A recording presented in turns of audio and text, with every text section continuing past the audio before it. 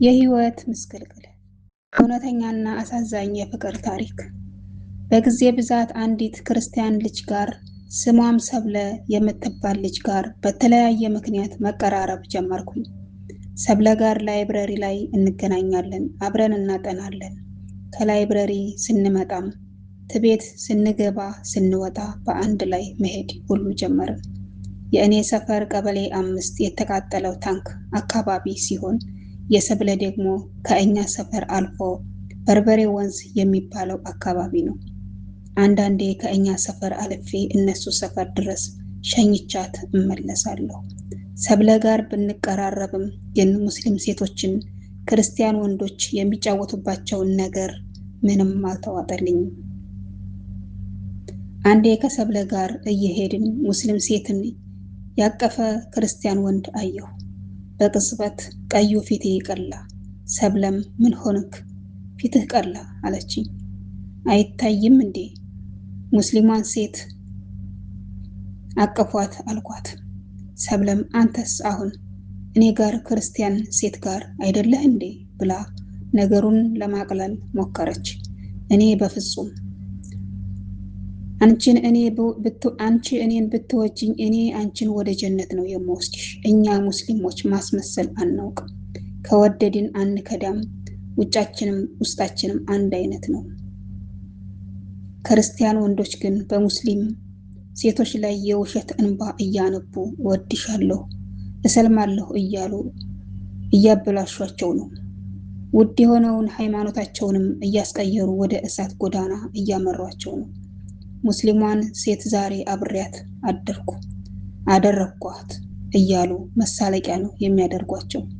ሰብለ አንድ ክርስቲያን ልጅ ከሙስሊሙ ወንድ ልጅ ጋር እየተከራከረ እንዲህ አለው፣ እኔ ሙስሊም ሴቶችን እንደዚህ እግራቸውን ወደ ላይ አድርጌ እያደረኩ ነው አብሬያቸው ሳድር ሳያውቁ በዲጂታል ካሜራ ቪዲዮ እየቀረጽኳቸው ለሰው አሳይብሻለሁ እያልኩ ከኔ አይርቁ እያልኩ አሁን ድረስ ብዙ የእናንተ ሃይማኖት ሴቶች በእጄ ናቸው እያለ እንደውም የተወሰነ ቪዲዮ አሳይቷታል። በሙስሊም ሴቶች በማጀዘቡ ደስ ብሎት እየሳቀ አየሽ ምን ያክል በሙስሊም ወንዶች ላይ ንቀት እንዳመጡ። ከዛም ሙስሊም ወንዱ ልጅም እኔ እንደዛ ቪዲዮ እያነሳህ የምታስለቅሳት ሴት ልጅ አይደለሁም ወንድ ነኝ ብሎ በአጠና ራሱን በረገደው። ሰብለ ሙስሊም ወንድ ግን ክርስቲያን ሴት ቢወድ እሷንም አይንቅም፣ ቤተሰቦቿንም ይሁን የክርስትና እምነቷን እና ተከታዮቿን በንቀት አይመለከትም። እንደውም አላህ ሰበብ ካደረገው እሷን አስልሞ ነው በሰበብ ወደ ሃይማኖቱ የሚወስዳቸው አልኳት። ሰብለም ተረጋጋ፣ እኔ ስለ ሃይማኖት የማውቀው ነገር የለኝም። አባቴ ተማሪ እንጂ የሃይማኖትሽን እወቂ አይለኝም። በሳምንት አንድ እሑድ እናቴ ጋር ቤተክርስቲያን ወስደው ያሳልሙኛል። መስቀል እሰሪ ብለው አስረውልኛል እንጂ ከዚህ ውጭ ምንም የማውቀው ነገር የለኝም። በቃ እንርሰው፣ ወሬ እንቀይር አለችኝ። ሰብለ እኔ የሚያናድደኝ ብዙ ክርስቲያን ወንዶች ፍቅር ያሸንፋል። አንቺን አጥቼ መኖር አልፈልግም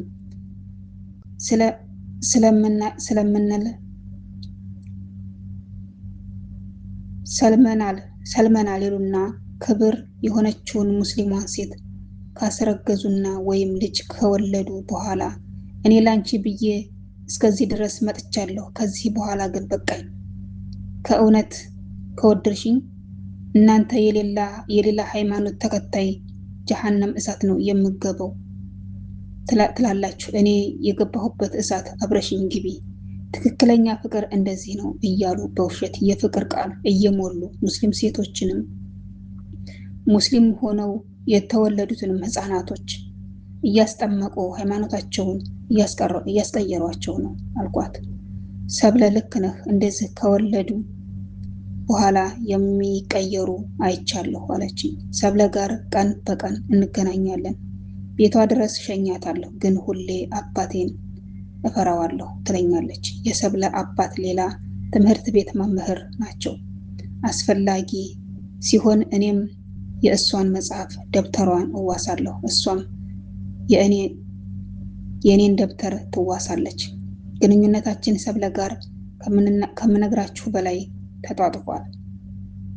አንዴ በመንገድ እየሄድን የሆነ ወሬ እያወራን ስለ ሃይማኖት እሷ አነሳችብኝ። እግዚአብሔር እንደዚህ ብሏል ብላ የሆነ ጥቅስ ነገረችኝ። እኔም ሰብለ ለማስተማር ኢሳን ማለትሽ ነው አልኳት። ሰብለም ደግሞ ኢሳ ማን ነው አለችኝ። ይኸው መከረኛው ኢየሱስ ነዋ ጌታ የምትሉት አልኳት። እሷም ደግሞ እናንተ ሃይማኖት ላይ ምን ያደርጋል አለችኝ። አሁን የማውቃትን ለመናገር በሩን ከፈተችልኝ። አላህ እኮ እሱንና እናቱን ማርያምን በእኛ መርየምን በቁርአን ውስጥ በሰፊው ገልጿቸዋል። አታውቂም እንዴ አልኳት። ምን ብሎ ነው የገለጻቸው አለችኝ። በእናቱ ስም ሱረቱል መርየም ብሎ በስሟ አንዱን ምዕራፍ ሰይሟታል። የመርየም ምዕራፍ ነው የሚለው። ስለ ሁለታቸው በደንብ ይናገራል። ምን ይላል መሰለሽ ብዬ ቀጠልኩላት። መርየም ያቺ የኢምራን ልጅ የሆነችዋ ብልቷን በዝሙት ከማመንዘር የጠበቀች የሆነችው እኛም በእሷ ላይ የሁን ቃልን ሁን ብለን ሩህን በመላእኩ ገብርኤልን አማካኝነት በትንፋሽ የነፋንባት በጌታዋ አላህ ቃል እውነት ብላ ለትዕዛዙ ያደረች ስትሆን ጥንቅቅ ለፈጣሪዋ ያደረችም ነበረች ይላታል ቁርአኑ። ሰላት ያ የሚያምር የሰብለ ፊቷ ድንዝዝ ብሎ አፎቿን ከፍታ እስኪ ድገመው ምን አይነት ንግግር ነው ደግሞ? ኢስላምም ስለ ማርያም ይናገራል ማለት ነው? እስኪ ጨምርልኝ አለችኝ። ሰብሊ የምነግርሽ እናንተ የምትምሉባቸው ልጇንም ታመልኩታላችሁ። ኢስላም ግን ይሄን ነበር በጣም ይቃወመዋል። ቁርአኑ በሰፊው አስቀምጦታል። ምን ይላል መሰለሽ? ወደ መርየም መልአኩን በወጣት ምስል በላክንባት በቀረባት ጊዜ እሷም ፈርታ እኔ ከአንተ በዓል ረህማን አላህ እጠበቃለሁ እንዳትነካኝ አለችው። መልአኩም አይዞሽ አትፍሪ፣ እኔ ከጌታሽ የተላኩ መልአክ ስሆን በአላህ ትእዛዝ ንጹህ ልጅ ልሰጥሽ ነው አላት። እሷም እንዴት እኔ ከዚህ በፊት ወንድ ነክቶኝ አያውቅም፣ አመንዝራም አይደለውም፣ እንዴት ልጅ ይኖረኛል አለችው። መልአኩም ይሄንን ማድረግ ለአላህ ቀላሉ ነው። እሱ አላህ አንድን ነገር ማድረግ በፈለገ ጊዜ ያንን ነገር ሁሉ ሁን ይለዋል። በትዕዛዙ መሰረትም ያም ነገር ይሆናል አላት። መርየም ልጁን ባረገዘችው ጊዜ ከየት አመጣሽው ይሉኛል ብላ ፈርታ ከሰዎች ዘንድ ርቃ በመሄድ ተለየቻቸው። ወደ ፀሐይ መውጫ አካባቢ ርቃ ሄደች። ምጧ በመጣም ጊዜ በጣም ተሰቃየች። ብሶቷንም በዛ ጊዜ ስትናገር ፈጣሪ ሆይ ምነው እንደዚህ አይነት መከራ ከምታሸክመኝ ከዚህ በፊት ገድለከኝ የተረሳው ያልተፈጠርኩ ሆኜ ቀርቼ በነበረ አለች። አላህም መልአኩን ጅብሪልን በመላክ አይዞሽ አትፍሪ፣ በሰላም ተወልጃለሽ አላት። ወለደችውም። የተገደፍሽውን የተምር ዛፍ ወዝውዡ፣ እርጥብ የተምር እሸት ይጥልልሻልም አላት። አደረገችው። ከዚያስ አለች ሰብለ እንደዚያው እንደተመሰጠች እኔም ከዛማ በአላህ ርዚቅ ሲሳይ ከታረሰች በኋላ ወደ ከተማ ለመመለስ ወሰነች። በድንግልናዋ የወለደችውን ልጅ አዘለችው። ግን ከየት አመጣሽ ቢሉኝስ ብላን ፈራች። አላህም መልአኩን ልኮ እንደዚህ አላት፣ አንቺ መርየም ሆይ ወደ ከተማ ስትመለሽ ሰዎች ሊያናግሩሽ ከሞከሩ እኔ ዛሬ ለአራህማን አላህ ትእዛዝ ዝምታን ጾሜያለሁ፣ ማንንም ሰው አላናግርም ባያቸው። በምልክትም ልጁን እንዲያናግሩት አሳውቂያቸው አላት። ውድና የተከበራችሁ ውድ የቻናሌ ቤተሰቦች በሀገርም በውጭም ያላችሁ ሰላማችሁ ብዙ ትትረፍረፍ ይበልልኝ እያልኩኝ ለቻናሉ አዲስ የሆናችሁ ላይክ፣ ሰብስክራይብ እያደረጋችሁ ቤተሰብ ይሁኑ።